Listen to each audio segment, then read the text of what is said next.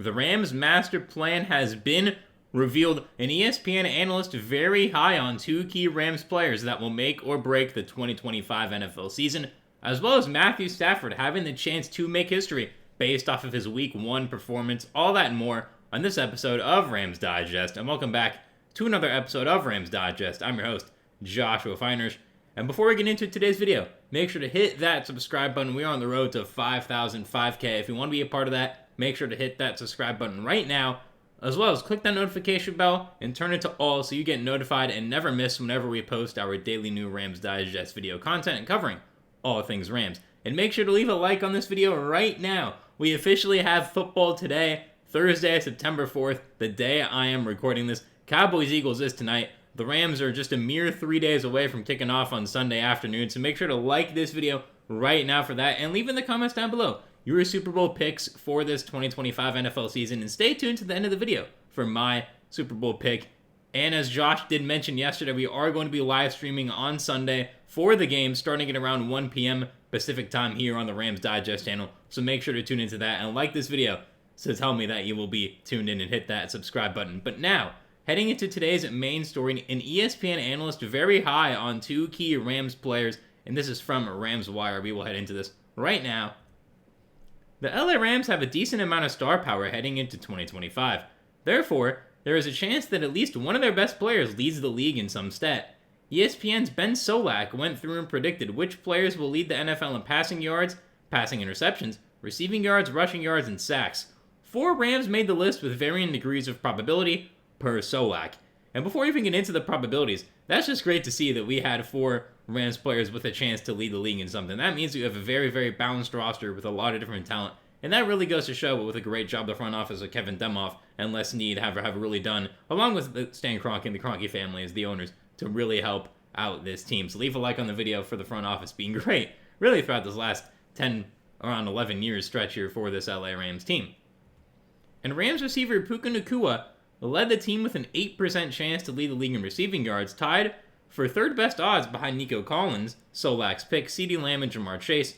Nacua's running mate, Davante Adams, did not make the top 22. Yeah, I agree. Davante Adams will not lead the league in yards. Nico Collins, very interesting pick here. Again, I can see it. I understand it. Outside of Nico Collins, don't have too much down there in Houston. We're not getting into that too much today. We'll get into that really over the weekend, Friday, Saturday, to really give you all a really in-depth game preview. But I feel like, again, being behind CeeDee Lamb and Jamar Chase makes perfect sense. I think Nico Collins is not going to be at that level. Malik Neighbors is another guy that I think has an off chance to do it. I mean, if J.J. McCarthy hits, you can never count out Justin Jefferson. So definitely interesting right there. Comment down below right now who you think will lead the league in receiving yards. I do believe it will be CeeDee Lamb if Dak stays healthy, because the Cowboys are going to just need to throw pretty much every single possession. And the Texans do have the Mixon injury that we covered a few days ago, but I think it's going to be very interesting. And we do have Solak's analysis on Nacua, which we will get into right now. Over the past 2 seasons, Nacua is 4th in receiving yards per game, 2nd in yards per route, and 14th in team target share. However, no receiver has been targeted on a higher percentage of his routes than Nacua, 33%. If that number stays afloat and he gets more of the easy underneath stuff left behind in Cooper Kupp's departure, Davante Adams' role is projected further downfield. Then he has a good shot to get the receptions total as well, from ESPN analyst Ben Solak. Yeah, I totally can see how Puka Nacua can lead the league in receiving yards. However, Davante Adams is not washed whatsoever. I've been seeing some people before he signs with the Rams thinking he was. He was not. He has not had a good quarterback since Aaron Rodgers. I mean, he was good that one season with Derek Carr, but Derek Carr certainly fell off after that season too. But since Aaron Rodgers in Green Bay, he has not had a quarterback. Now, Matthew Stafford, I don't think is the level of what Aaron Rodgers was in the early 2020s and late 2010s.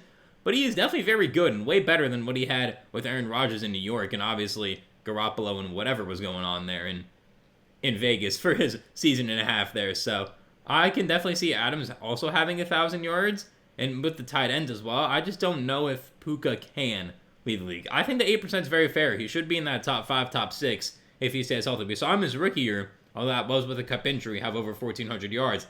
And last year he had 79 catches, 990 yards, only 3 touchdowns.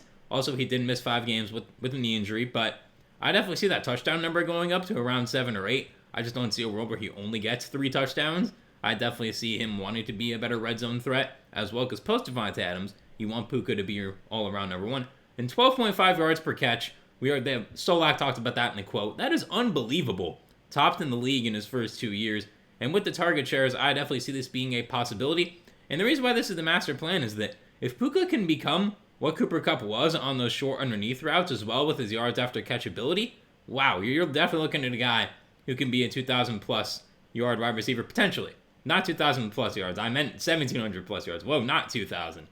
Never seen anyone get 2,000. That'd be crazy if he did. But I definitely see him being in that top 5 for receiving yards once again like he was as a rookie, as long as he stays healthy. And I see Mike LaFleur really being creative in the ways that they use Puka Nacua this year, especially with them wanting to open up the playbook. I would not be surprised whatsoever if we see Puka used in a bunch of different sets throughout this entire season. And my biggest uncertainty for Nacua is the back injury to Matthew Stafford and the potential that Jimmy Garoppolo will throw him the ball for the decent chunk of the season. Then again, the list of quarterbacks for pass receiving leaders is peppered with average-ish passers. Tua Tagovailoa and Kirk Cousins were 2 of the past 3, and Garoppolo is a vet with a ton of experience in the LA system. He might even funnel more targets to Nacua than Stafford would. Yeah, I can actually see that. I mean, Garoppolo has chemistry, we'll call it that, with Devontae Adams from his time in Vegas together, so we'll see how that goes. But I definitely could see that. Backups more likely to use a star player, makes sense. And Stafford's going to feel more comfortable using more guys like Adams, like Tutu Atwell when they paid him $10 million, so he better be good this year. You have Jordan Whittington, who they're really high on. The 2 tight ends I've been talking about, Kyren, Blake Corum, Jarquez Hunter. All these guys who can catch passes.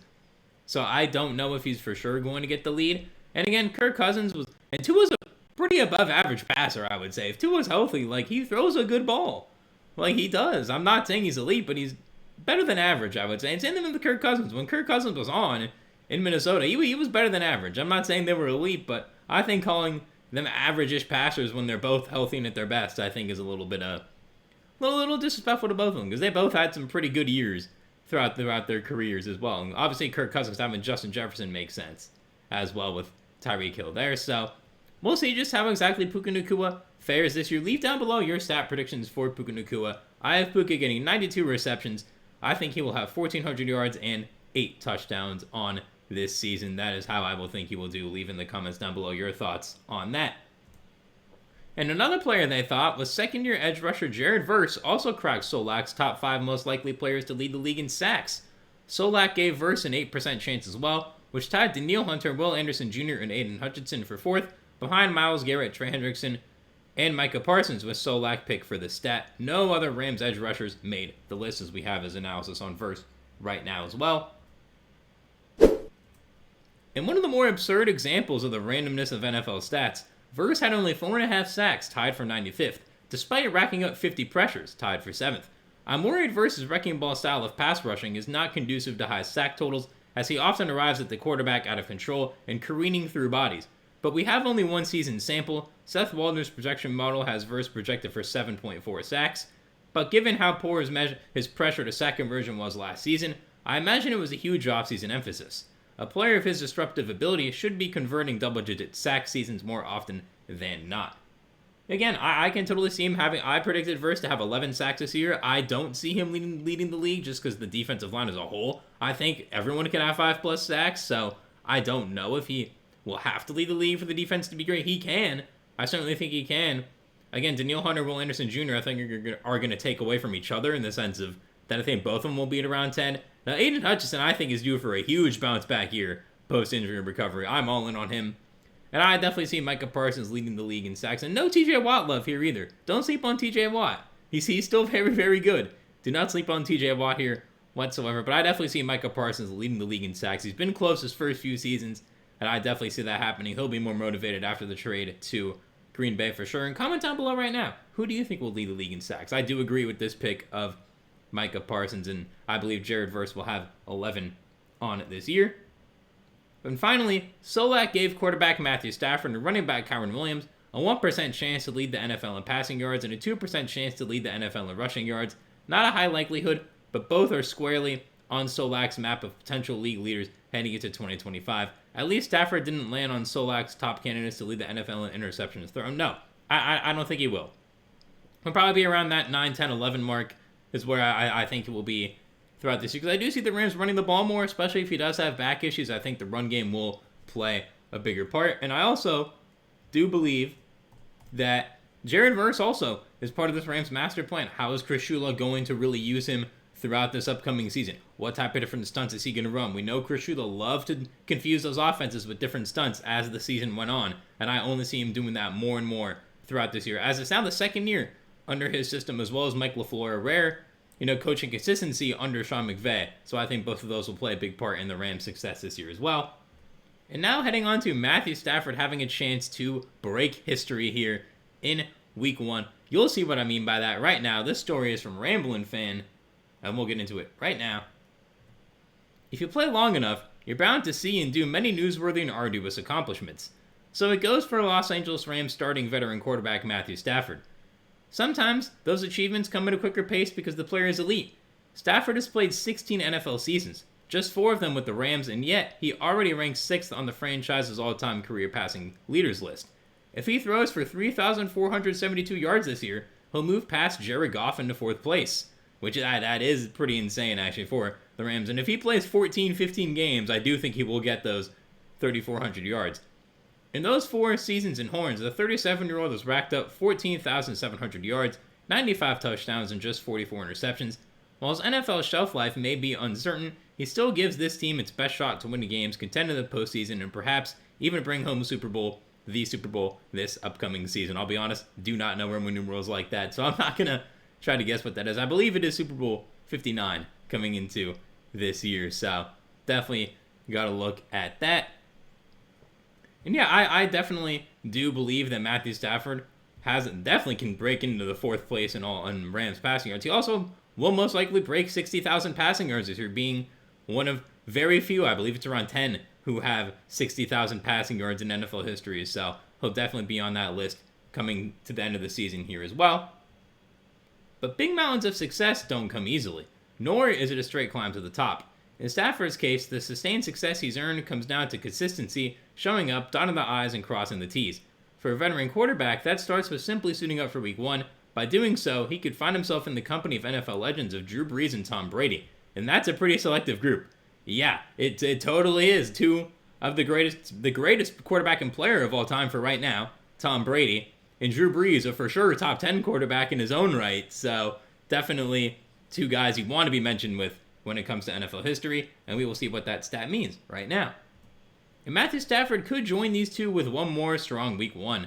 The NFL measures almost everything a quarterback does, but it takes a rare breed to step into Week 1 and shine like a star from the jump.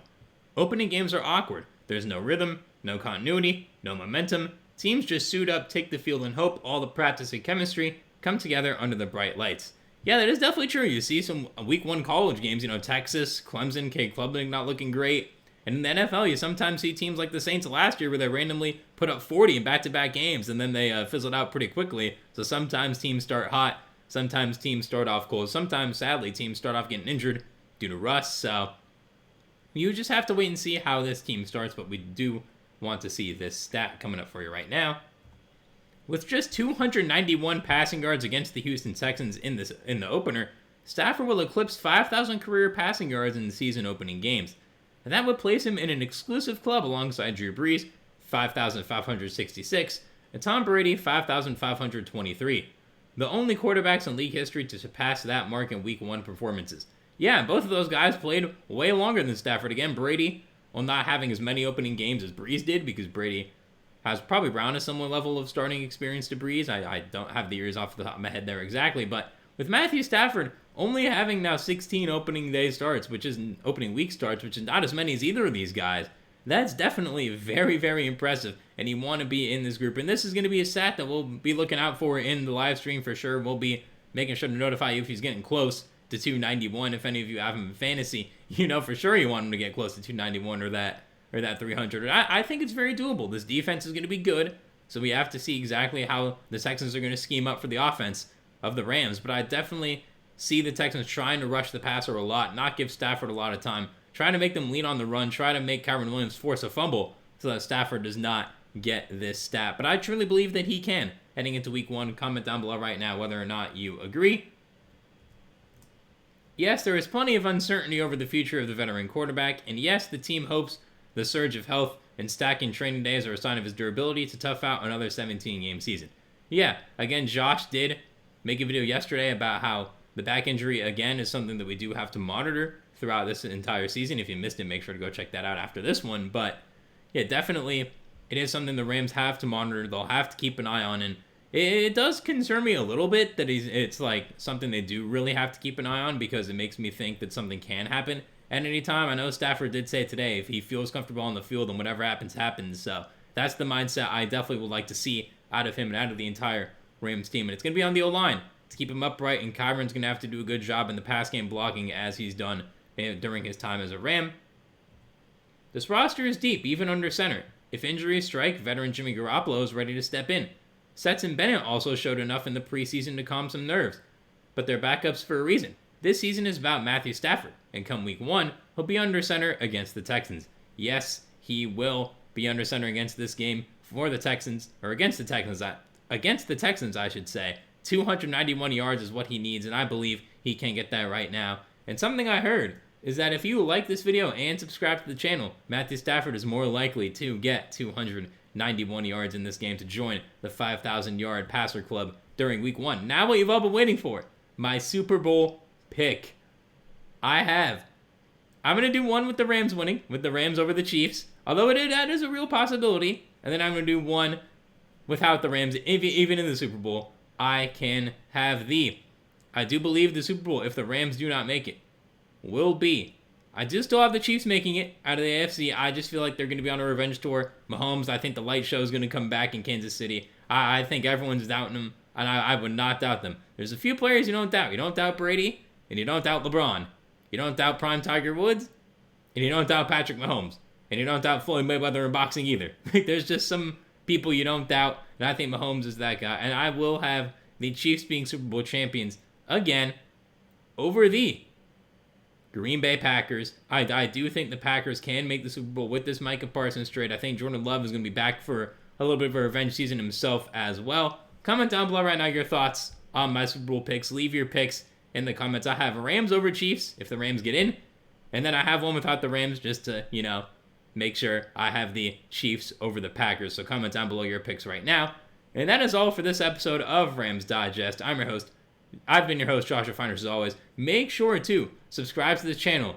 We are on the road to 5K right now. Make sure to hit that button, click that notification bell, click all so you do not miss any daily new Rams Digest video content covering all things Rams. Leave a like on this video right now for a great season underway. And if you like this video, I heard you have a better chance to win your fantasy football matchup in week 1 as well. Make sure to set those lineups for this week as always. And like this video for the start of the season. Like this video for Matthew Stafford breaking that record 291 to get into the 5,000-yard passer club. And leave in the comments down below your thoughts on who's going to lead the NFL in receiving. Can it be Puka Nacua?